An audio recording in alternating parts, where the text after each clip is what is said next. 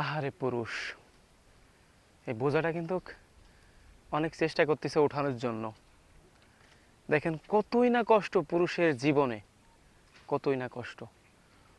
পুরুষ এত সহজ না, পুরুষ এত সহজ না। দেখেন কিভাবে পড়ে যাচ্ছে, কতটাই না কষ্ট হচ্ছে, তবুও কিন্তু পুরুষের উঠাইতেই হবে। আরেকজন ওই যে দাঁড়িয়ে আছে।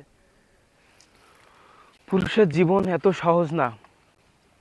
সকাল হয়েছে, সকাল হয়েছে, পুরুষ তার ঠিক মতো করে কর্মস্থলে কিন্তু চলে আসছে।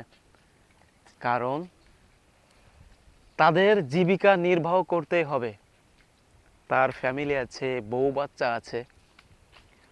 পুরুষ এত সহজ নয়।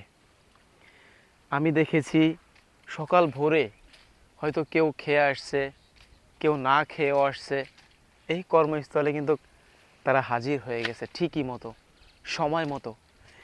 এখানে রোদ হোক, বৃষ্টি হোক, আর ঝড় হোক, আর তুফান হোক, এখানে আজান পর্যন্ত কাজ করতে হবে, আজান পর্যন্ত কাজ করতে হবে।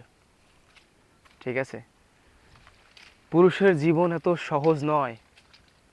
ঠিক আছে, এই যে আমি দেখেছি, অনেক পুরুষকে দেখেছি যে বৃষ্টি হচ্ছে, কাজ করতেছে, সেই একই সময় রোদ হচ্ছে, জামা কাপড় গায়ে শুকিয়ে গেছে, গায়ে শুকিয়ে গেছে, তারপরও তারা কাজ করতেছে। পুরুষের দায়িত্ব অনেক কঠিন। ঠিক আছে, পুরুষের দায়িত্ব অনেক কঠিন। কত পুরুষ না খেয়েও মারা যাচ্ছে পুরুষ। তারপরে যদি তাকে বলেন যে ভাই আপনি কেমন আছেন, ঠোঁটের কোলায় নকল হাসি দিয়ে বলবে আলহামদুলিল্লাহ ভালো আছি।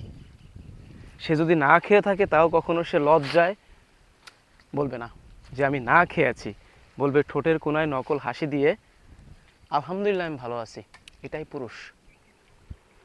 পুরুষকে অনেকেই অযত্নে, অবহেলায় লাঞ্ছিত, বঞ্চিত করে। আসলে পুরুষ একটা ফ্যামিলির যোদ্ধা, পুরুষ একটা ফ্যামিলির যোদ্ধা।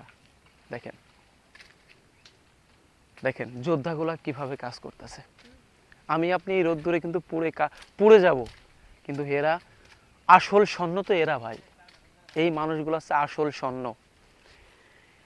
এই যে পাটের, এখন আছে পাটের সিজন, এই পাট কাটতেছে, এই পাট বানবে, বয়ে নেবে, জাগ দেবে,